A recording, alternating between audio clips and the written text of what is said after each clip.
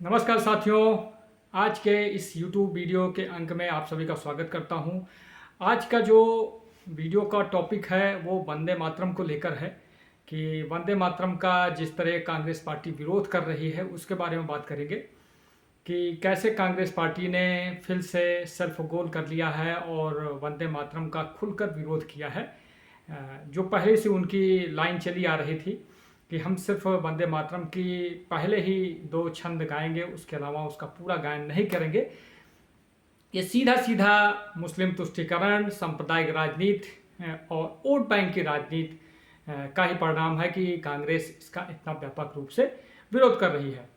पहले 15 अगस्त को कांग्रेस मुख्यालय में वंदे मातरम का गायन होता है और गायन के बीच में ही सोनिया गांधी, मल्लिकार्जुन खड़गे, राहुल गांधी ये सब बेचैन हो जाते हैं, बंद करने का इशारा करते हैं।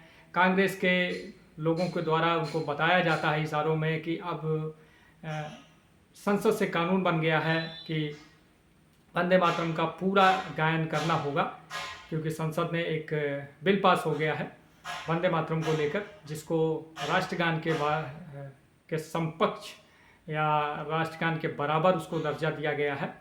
और जैसे राष्ट्रगान का लोग सम्मान करते हैं वैसे राष्ट्रगीत वंदे मातरम का भी सम्मान करना अनिवार्य होगा और सभी सार्वजनिक कार्यक्रमों, सरकारी कार्यक्रमों में इसका गायन अनिवार्य किया गया है। तो वहाँ पे हो जाता है। उसके बाद कांग्रेस वर्किंग कमेटी एक प्रस्ताव पारित करती है कि कांग्रेस पार्टी सिर्फ वंदे मातरम का दो ही जो छंद हैं शुरुआती उसी को गायन करेगी, उसके अलावा वो नहीं गाएंगी। एक तरफ कांग्रेस संविधान की दुहाई देती है, संसद की दुहाई देती है, कानून की दुहाई देती है, दूसरी तरफ वही कांग्रेस संसद के द्वारा पारित कानूनों का उल्लंघन करती है, भारत के राष्ट्रीय प्रतीकों, राष्ट्रीय गीत का असम्मान प्रकट करती है। तो एक तरह से ये कानून का उल्लंघन भी है और ये देश की एकता अखंडता के लिए भी घातक होगा। कांग्रेस पार्टी ये पहले भी कर चुकी है, क्योंकि 1937 में मुस्लिमों के दबाव में, जिन्ना के दबाव में कांग्रेस पार्टी ने यही कदम उठाए थे और उस समय महात्मा गांधी और रविन्द्रनाथ टैगोर के द्वारा, मतलब उनके द्वारा कह के जो है वंदे मातरम के शुरुआती दो छंद गाना शुरू हुआ और उसके बाद में मुस्लिमों ने अपनी बाहें पे अड़े रहे और देश का विभाजन 1947 में हुआ। वंदे मातरम बंकिम चंद्र चट्टोपाध्याय द्वारा रचित है, जिसको 1875 ईस्वी में इसको उन्होंने लिखा था। इसका जो इतिहास है उसको बताते हैं और इससे जुड़े हुए क्या विवाद रहे हैं। 1875 में बंगाल के मशहूर कवि बंकिम चंद्र चट्टोपाध्याय द्वारा इसको लिखा जाता है और वंदे मातरम उसके बाद 1882 में बंगला उपन्यास आनंद मठ में इसको प्रकाशित किया जाता है। शुरुआती जो छंद है वंदे मातरम सुजलाम सुफलाम मलयज शीतलाम, उसके अलावा जो उसके बाद के छंद हैं उसमें माता की स्तुति की जाती है, दुर्गा स्तुति है, मतलब देश के जो हम भारत माता बोलते हैं उस तरह की कुछ स्तुति है और इसी को लेकर जो है मुस्लिमों की तरफ से विवाद उत्पन्न किया जाता है, उनकी तरफ से विरोध प्रकट किया जाता है। इसके बाद कांग्रेस ने 1996 के कलकत्ता अधिवेशन में रविन्द्रनाथ टैगोर के द्वारा इसको जो है मतलब इसकी रचना की जाती है जो है गीत के रूप में और इसको गाया जाता है और तब से कांग्रेस पार्टी इसको लगातार अपने अधिवेशनों में गाती रही है। उसके बाद 1905 में जब बंगाल का विभाजन होता है उस समय वहाँ के क्रांतिकारी, देश की जनता का ये राष्ट्रीय उद्घोष बनता है वंदे मातरम और भारत की आज़ादी में जो भी क्रांतिकारी रहे हैं उनका जो उद्बोधन रहा है वो जय हिंद या वंदे मातरम ही रहा है। ज़्यादातर वंदे मातरम ही रहा है। जय हिंद तो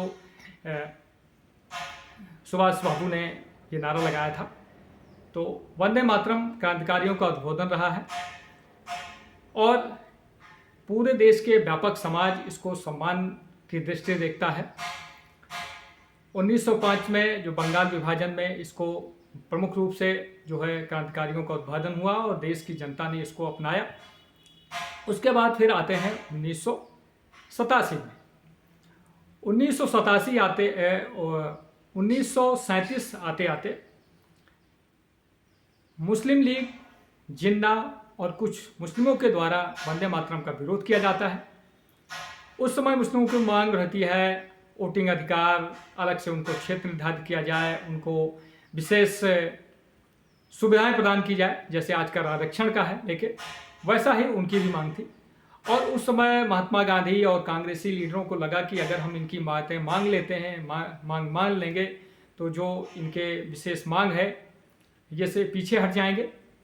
और वो बात मानी जाती है मुस्लिम लीग की। और वंदे मातरम का जो शुरुआती 2 छंद है वही उसी को गायन को लेकर रविन्द्रनाथ टैगोर और महात्मा गांधी के द्वारा कहा जाता है कि कांग्रेस और जो भी सार्वजनिक कार्यक्रम होंगे उस समय, उसमें वंदे मातरम के शुरुआती 2 छंद ही गाए जाएंगे। ये उस समय मुस्लिम तुष्टीकरण, मुस्लिम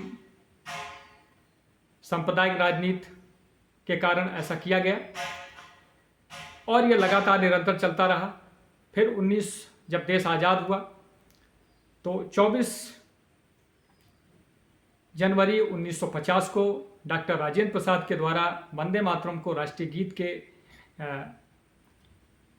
रूप में इसको अनुमोदित किया गया और तब से जो है इसको राष्ट्रगान और के समकक्ष राष्ट्रीय गीत को वंदे मातरम को रखा गया और तब से लगातार ये चला आ रहा है। लेकिन कांग्रेस पार्टी अपने अधिवेशनों में वंदे मातरम का गायन करती है, लगातार करती रही है, लेकिन सिर्फ शुरुआती 2 छंद। अभी मानसून सत्र में केंद्र सरकार जो भारतीय जनता पार्टी के नेतृत्व में चल रही है, मोदी जी के, ये एक बिल ले आते हैं वंदे मातरम को लेकर कि वंदे मातरम का जो भी गायन होता है, जो सार्वजनिक कार्यक्रमों, सरकारी कार्यक्रमों में जो गायन होता है, उसका पूरा गायन करना होगा।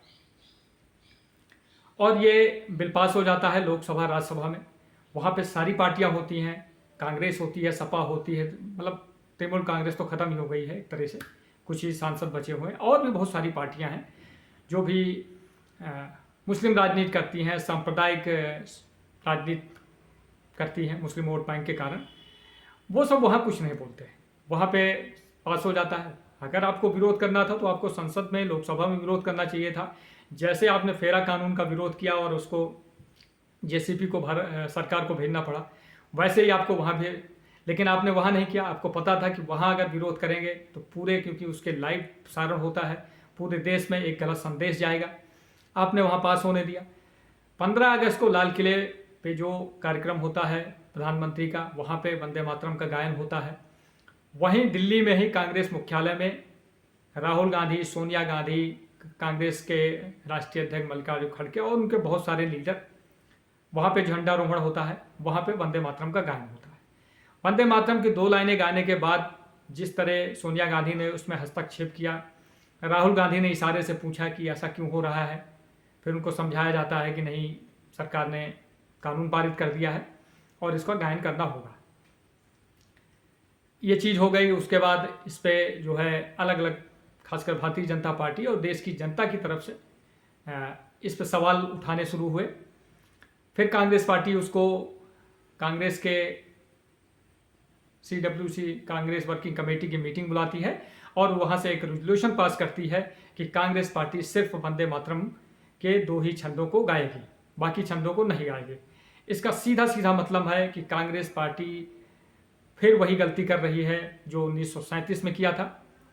मुस्लिम तुष्टीकरण, सांप्रदायिक राजनीति और वोट बैंक की राजनीति के कारण, क्योंकि इस समय जिस तरह देश का माहौल है, एक तरफ हिंदू आबादी बहुतायत में भारतीय जनता पार्टी या राष्ट्रवादी पार्टियों को ज़्यादा सपोर्ट कर रही है।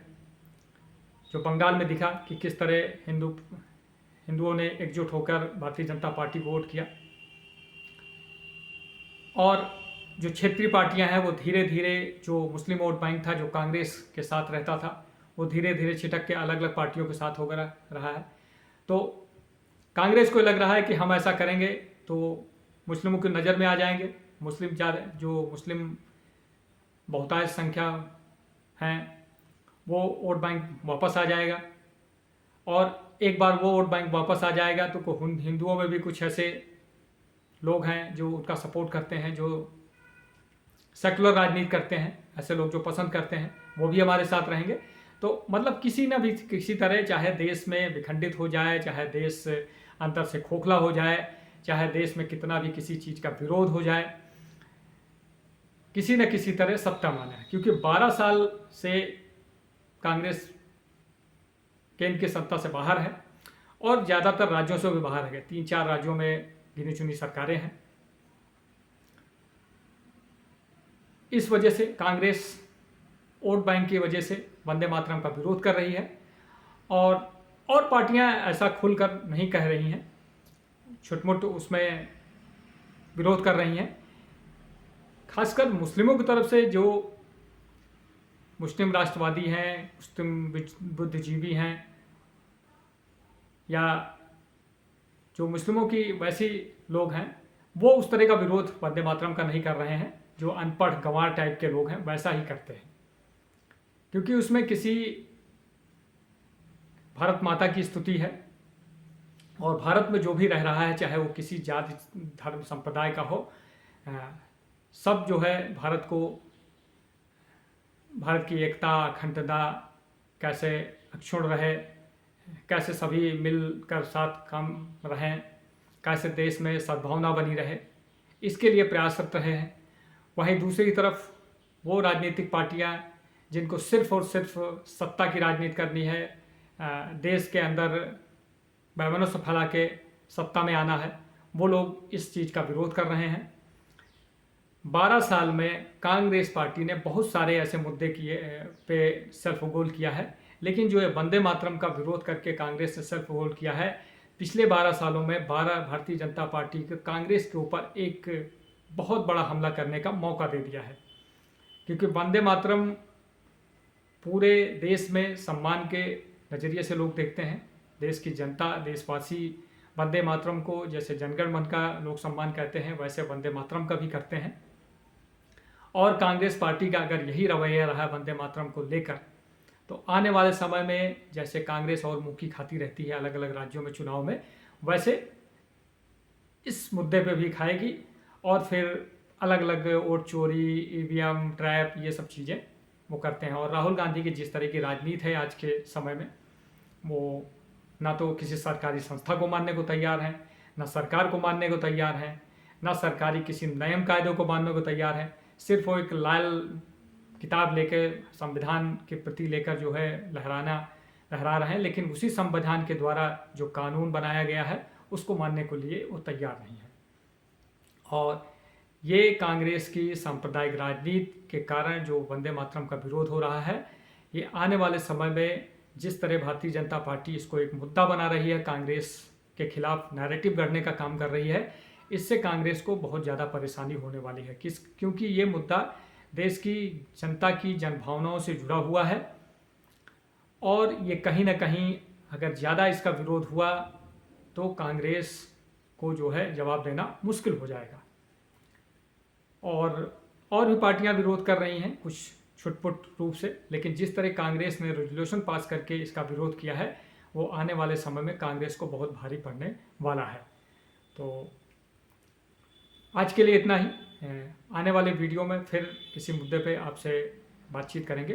तो आज के लिए इतना ही। जय हिंद, जय भारत, जय वंदे मातरम।